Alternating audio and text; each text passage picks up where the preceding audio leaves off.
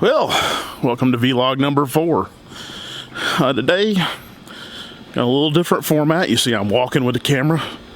Something we haven't done much of before. I got some equipment that allows me to do it now.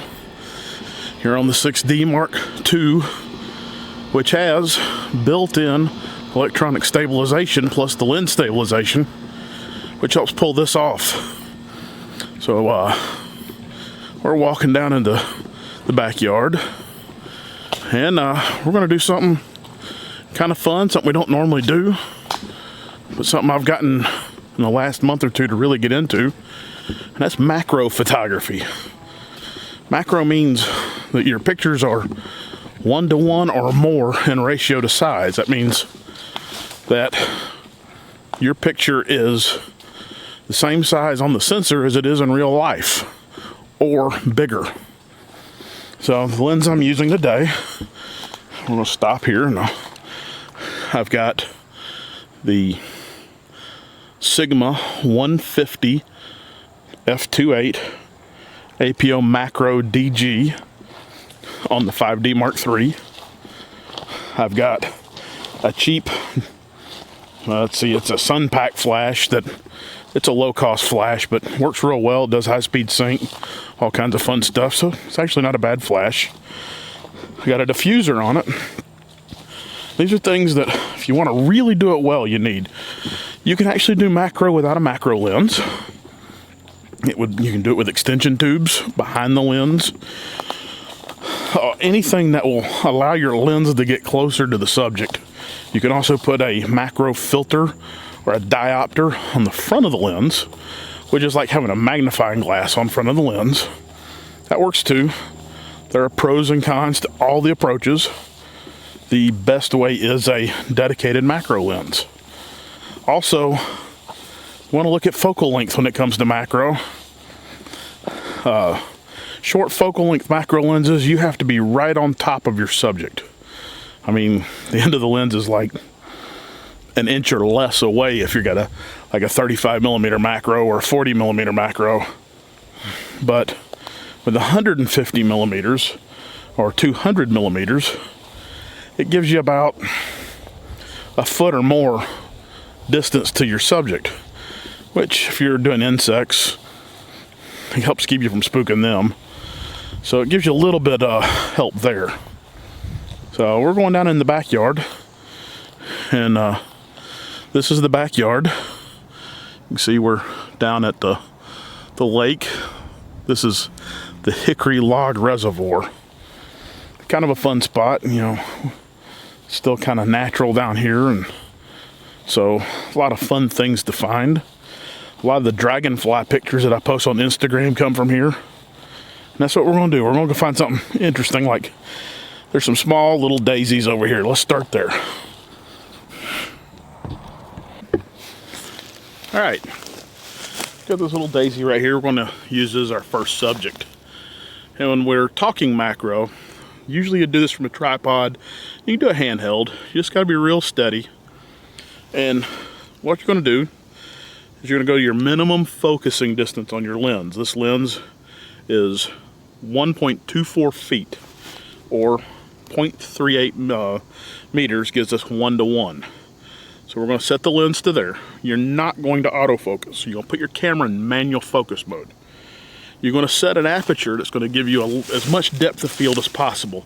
Because when you're doing macro, one of the big problems you run into, you're getting real close to your subject. The closer you get to your subject, the shallower the depth of field. So it's real difficult a lot of times to get all of your subject in focus. So you want to try to angle the lens to get as much as your subject flat, plane in front of your lens. You also want to set as much of a depth of field as you can and still get a sharp image, because if you go too far with your f-stops, say like you go all the way to f22, then you start getting into diffraction.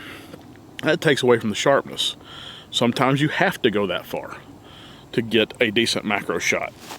You're going to set your flash.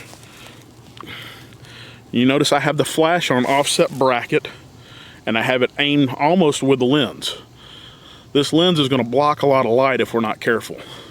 So we try to get the flash oriented in such a way to where that doesn't happen. Now I'm cheating. I'm using my TTL setting on the lens.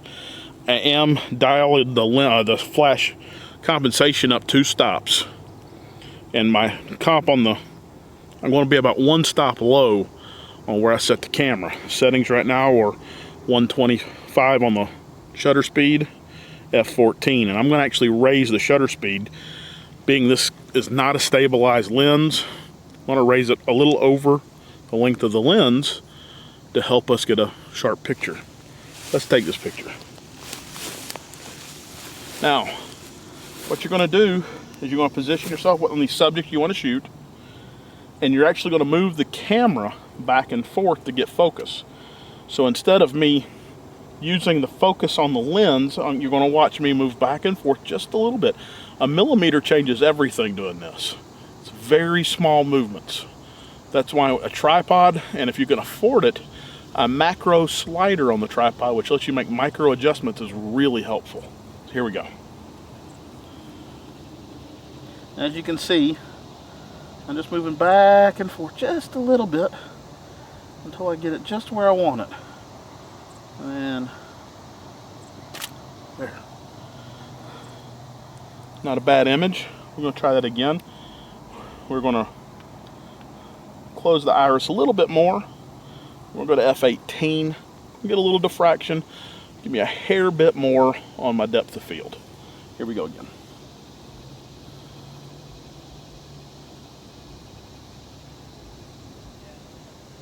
As you see, once again, I'm just moving back and forth just slightly.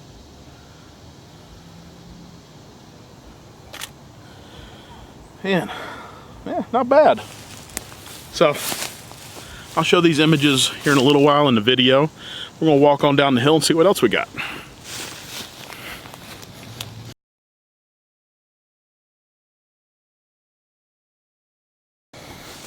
All right, so we got this little seed stalk here on this piece of grass. We're going to go after it, see what we can do out of it, make a composition here.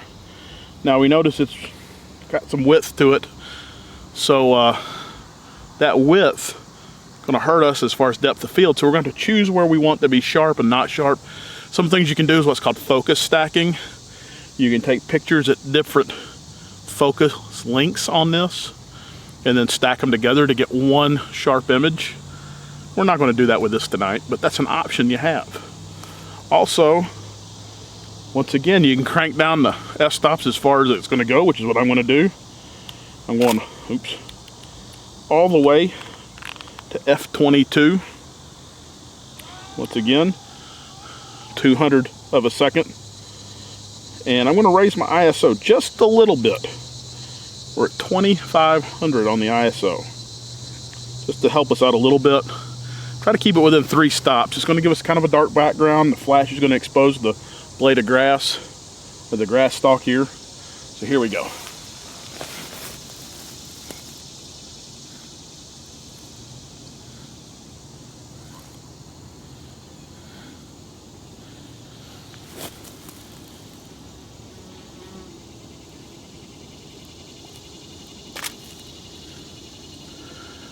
Pretty cool. Not exactly what I was looking for. We'll try some other stuff.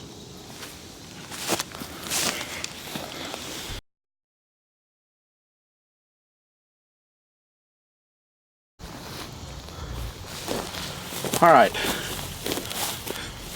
Got these little kind of pinkish purple flowers here. We're going to go after those. See what we get there. Once again, you're going to see me move back and forth on them. Now, if you want to do insects and stuff like that, I recommend doing that in the morning time early when it's cool. That way they don't move as much. But let's see what we get here.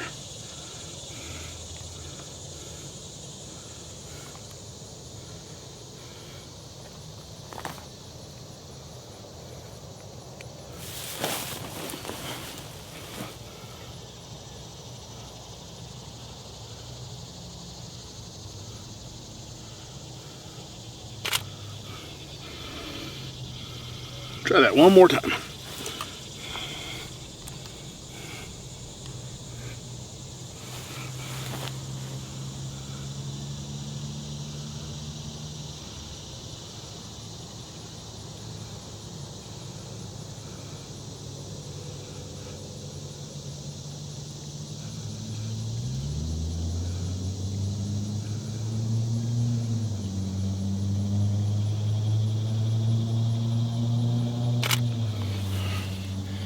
Yeah, not bad. I'm gonna back away a little bit from this one, and I'm gonna manual focus back just a little bit. It's not gonna be quite 1-to-1.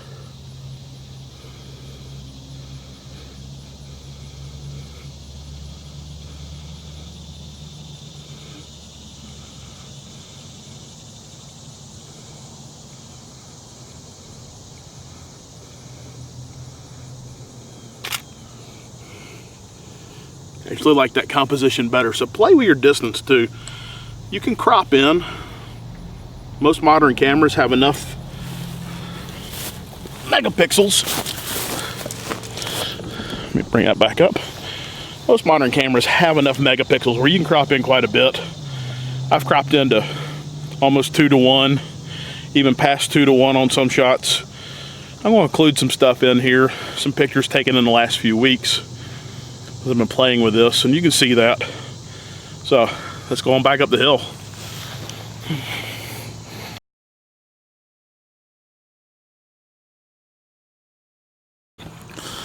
All right, as we're walking back up the hill, a couple other tips.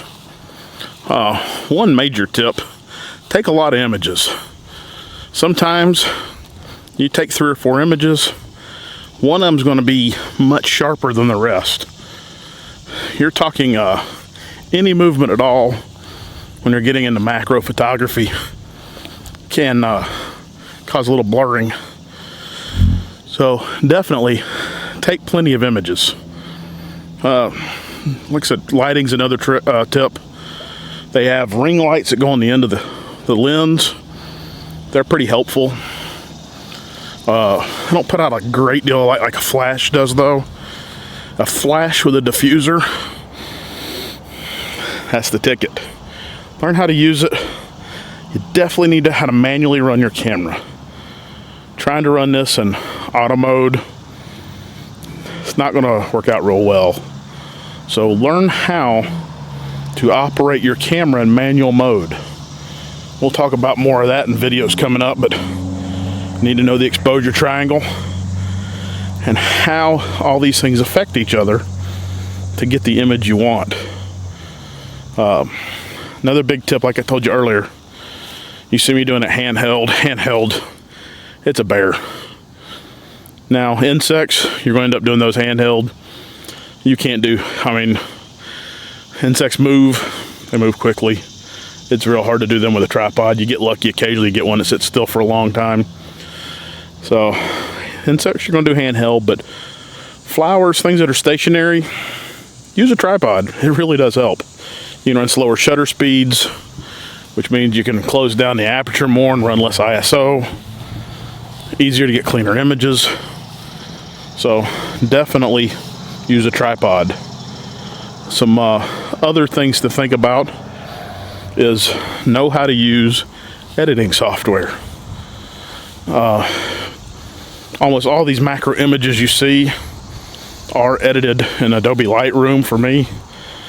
People use different software, but you do need to know how to use it because you're gonna have to correct some stuff in them. You know, this is really minute work. And as you get further into it, there are companies that make lenses that go 2-to-1, 3-to-1, 4-to-1 or more. So we're talking magnification then, not just making it the size of the sensor. When you get into that, then the depth of field gets smaller, things get more minute, you gotta be much more accurate. Haven't got there yet, working on it. And hopefully continue this journey because I'm really digging macro photography. I love getting out in nature. I love walking around seeing stuff. I've shot plenty of the big world. And as you can see around here, there's still a lot of good scenery. This is a pretty neat lake. Good fishing here too. But, you know, it's the minute world. It's so different. And the images are so wild. So I thank you for coming along for this walk and listening to me ramble about macro photography.